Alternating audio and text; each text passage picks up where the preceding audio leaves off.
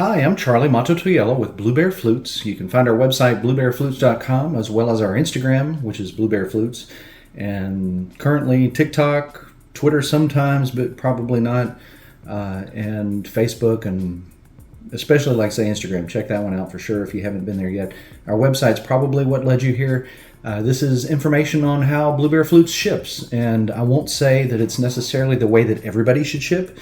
However, I will say it's the way that we find that works best, and I'll explain some of that to you as far as why. So over the years of shipping Native American flutes, it's been a long time that we've been shipping Native American flutes.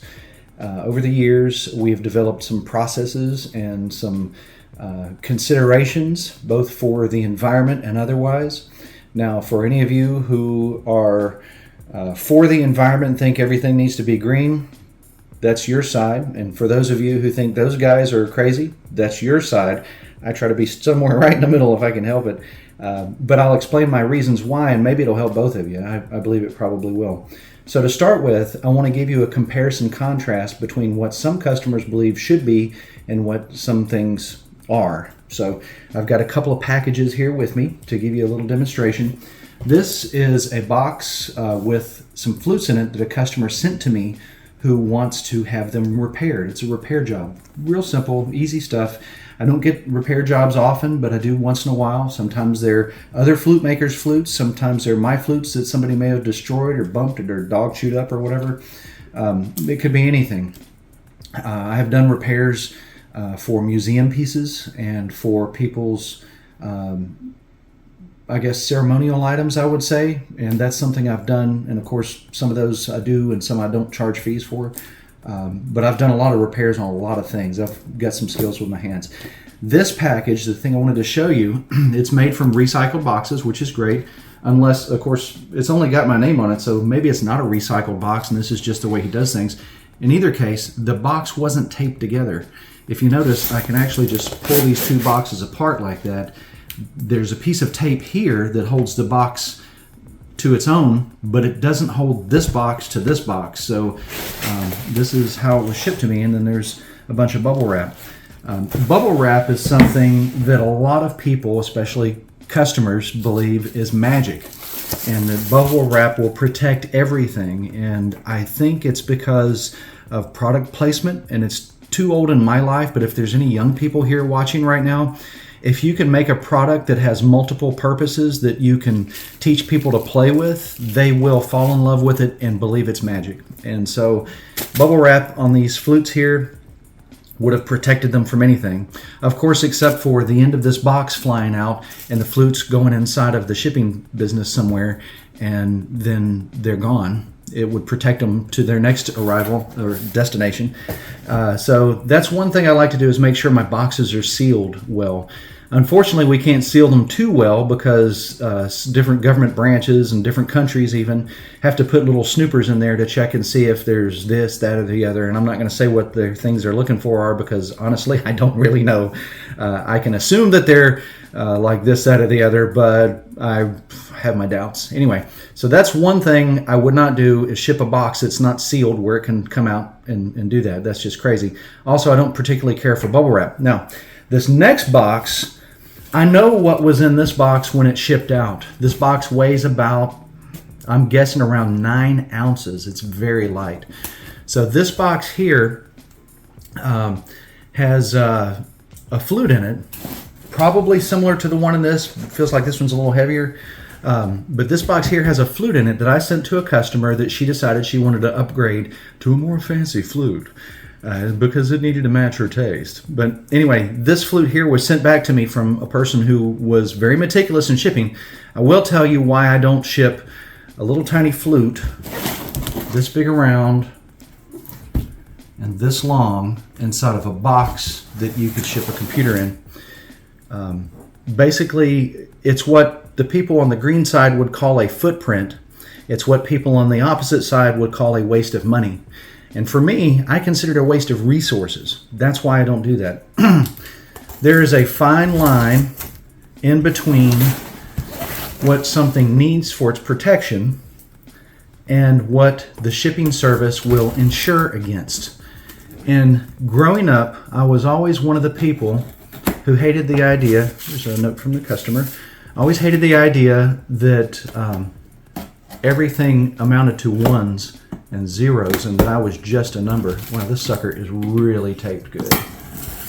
I just cut through 3 or 4 layers of tape.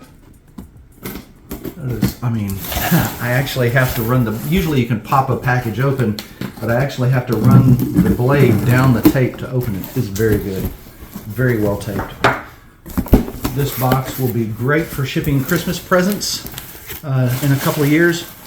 Wow, my gosh. I really expected to find a roll of bubble wrap in here, but because it looks like the box that I used to when I first started doing this, used to get bubble wrap shipped to me in. A lot of these pillow packs are less of a threat on the environment, left side, less of a waste of material, right side. To me, still kind of overkill. If this was glassware or an ancient piece of pottery, I would recommend doing that. However, I will tell you, Murphy's Law, there's a good chance they would have broke it if you had packaged it that way. You're actually better off insuring everything for its fullest degree. They'll put on the white gloves for you because they don't want to lose that insurance, and they'll carefully set up that ancient Grecian vase and set it on the back of the truck and strap it in with a nice little cozy around it. But that is a lot of pillow packs right there. This customer probably does some shipping for a living. Hold on, one more bunch of pillow packs. I mean, it's 3 feet tall sitting beside me here. And the magic bubble wrap. This bubble wrap will not stop a flute from being crushed. It will not. Anything that can happen into a box will happen to a box. When you put something in a bigger box, it is slightly less likely that it will get damaged, but not at all less likely that it'll get lost. So with regards to shipping services, this is great, and it ensures that your product is going to arrive in time. I don't know what this flute sounds like. She wanted a newer, more expensive type of flute or something. I don't know. Anyway, so just with regards to using all this extra bubble wrap, I mean, it's great. It keeps the bubble wrap companies in business. But it's really overkill. So let's see what I got going on here. Usually I try to sterilize these before I play it, but at this point in life, remember that one health professional that said all you have to do is get something to be immune from it? I'm probably immune to whatever.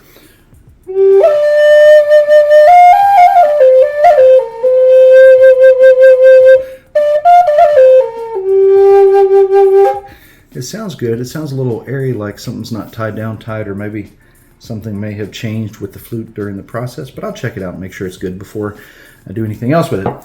All that aside, big packages and lots of things going on. I didn't want to share this shipping label here. I try not to show you who these people are. This is a package that I sent to a customer, and I say I, but my wife or my daughter probably shipped this one. It's all good. We all have the same practices and do everything the same. But this is a package we sent to a customer, and it says right here, need apartment number. This was back in December of what looks like 2019. Now, if I remember, my wife and I discussed this package and where I got it from in the shipping area of our shop. We discussed it before I went to get it so that we could, know what we're doing here. This is a customer who we shipped a flute to some time ago who didn't receive it because it didn't have his apartment number on there. And that's not my fault. We checked. We don't have his apartment number. So we emailed him and said, where's your apartment number? And then he didn't respond. And then we emailed him again, where's your apartment number? This is Blue Bear Flutes. Could you please contact me? And usually at that point, I take for granted that we are not getting through to the customer. That's something we have a new video planned for, but I want to tell you right now, if you order from bluebearflutes.com and you don't receive a thank you for your order message, then you probably aren't getting my emails, and you should check your spam folder. So please do that. And if you're watching this video and thinking, I didn't get an email, check it now. Because this is possibly the case with this guy, although I think it's something different, because after we send you 2 or 3 emails from the business, I'll start emailing you from my personal account, because personal accounts always get through for whatever reason. and he hasn't replied in what looks like almost 4 years, about 3 or 4 years. So anyway, I just want to open it up. These practices that we had at this time were probably similar to the ones we have now. At the time, I believe we may have been using some packing peanuts that were eco-friendly, made out of like renewable corn, but it doesn't look like it. It looks like this may have been one of the packages that got our standard product that we use, which is a renewable resource made from recycled materials. This is a corrugated paper that I like. It just keeps it from getting jostled around. And look, it is a great flute here. Looks like the same kind as I just displayed, so it probably wasn't 2019. Oops, I want to show you that. But anyway, probably wasn't 2019 because I've only been selling this type of flute for the last maybe year or whatever. But anyway, we've sent him several emails and have not gotten anything back. And then here's more of that paper. The paper is more expensive than bubble wrap, and it's because fewer of us use it. Bubble wrap is very inexpensive, and oftentimes things that are inexpensive, people on this side of the table, usually aren't good for the environment. Like Styrofoam, for example, is the cheapest product to build a plastic cup out of, or a Styrofoam cup, or a disposable cup, however you want to call it. But that doesn't make it the best. Styrofoam is actually one of the worst things in the world. It's hard to dispose of. It's hard to reuse. Really, it's easy to make, but as far as the cost of supplies, I believe it probably costs the manufacturer more to make Styrofoam than it costs for them to make this paper here. So just to let you know, and especially the people on the other side of the team, there probably is someone out there that is trying to make bad for you products cheap so that you buy them. That's my opinion. And I don't mean the government. I'm just meaning like somewhere in the world. There's probably a few people who are interested in the demise of mankind, but that's just another tangent. Anyway, the reason that both of you want to be concerned with how I ship things is because of resources. It blows through resources, sending giant boxes full of plastic bags filled with air, whatever. The time it took for the shipper to fill this bag with air, yes, they have an automatic machine that does it. The cost it took to make the automatic machine that did it. I'm doing things a little bit of an old-fashioned way, and y'all forgive me. I'm going to have to use the most common modern analogy, and that's electric cars versus gas cars. And I'm not here saying that I support either one more than the other, although I do like my muscle car quite a bit, or my couple of muscle cars. Anyway, I'm going to tell you that the old way doesn't cost us a whole lot more than these new ways do. But as far as its impact on the world, whether it be the impact on the cost of the materials themselves or processing them, it's easier to continue going with this. And yes, we should continue looking for better ways to do things, but you have to look at the big picture on all this. So keep that in mind. Like I say, the courier will insure this package for the same amount of money they insure that package. If I find out the package was lost or damaged and the courier admits to it, I will ship one out just like that. So just keep that in mind. Anyway, I hope this has found you well. I hope this video has helped explain how we do shipping here at Blue Bear Flutes, and of course give you some insight on our business practices and what we try to be conscious about things. Notice I didn't mention carbon footprint in any of that. That's kind of, I mean, I love carbon. I'm made out of this stuff, among other things, and I walked through quite a bit of it in my chicken pen earlier. But anyway, I hope that you all are doing well and find some logic and purpose in my resources. Please comment your ideas on it in the comment section. I would love to hear what it is that you think about how we ship versus how other people ship. Now, the one about not taping the package, that could be an honest mistake or something, but it's an oversight that we dare not make in business. So if you could, please let me know. Oh yeah, and there's one other thing too that my wife had mentioned that I need to mention to you guys is a lot of people talk about shipping flutes in PVC.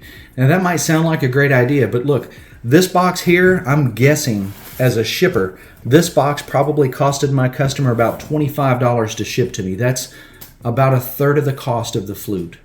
It's already been shipped once, and we don't need to get into how many times are we going to pay shipping fees and credit card fees and all these fees to people until the item actually has no more value. We're not going to get into that, but just realistically, this $25 to $30 to ship a box this size. I have an account with UPS, and I get a cheaper rate through a third party, just to let you know. So, not putting down UPS, but services and systems could really do some improvement on things. But anyway, like I said, I have an account with UPS. Shipping this package through UPS with my account that I have through a third party who gets me a better deal than UPS will, actually, I'm thinking somewhere around $15. So the cost difference. But shipping a PVC tube that was big enough to fit these two flutes in individually, one flute, because of the weight of the tube, would have costed somewhere around $35. In addition, shipping the PVC tube itself, the tube itself, if you went to a hardware store and bought a short piece that size to ship it in, would have costed you about another $20. That's how much that stuff cost. PVC is, in my opinion, a great product. People over here may not believe so, which is fine, but it's like the lesser of evils, so that's a consideration. People on this side think it's cheap, so yeah, let's do that. Remember what I said about things that are cheap and who decides them and what they think about us. But anyway, so I don't ship stuff in PVC tubes either. So it's just, for me, it's a crazy idea, and they're not indestructible by any means. The more indestructible PVC is, the more expensive it is. So keep that in mind, and the more you have to do to get rid of it. I don't know if you thought about that, but anyway, like I say, I'm not talking about carbon footprints or any of that kind of mess, because some of it I buy into and some of it I don't. But anyway, I hope you guys are doing well. Thank you again for watching this video, and like I was beginning to say, please make sure you comment and let me know what you think about it. I would love to hear maybe your shipping practices, if they differ from mine vastly. If they're similar, then you can definitely talk about it if you want. But if you have an opinion about one or the other, please hit me up. Maybe I'm not wasting enough of old Blue Bear's money in shipping stuff. I'm paying for the insurance though. So y'all take care. Have a great day. Happy flute playing and flute making. And those flute makers out there, I hope this has given you some insight as well on how you can ship your stuff. I'll look forward to seeing you again very soon. Charlie Mato-Toyela for Blue Bear Flutes and BlueBearFlutes.com signing out.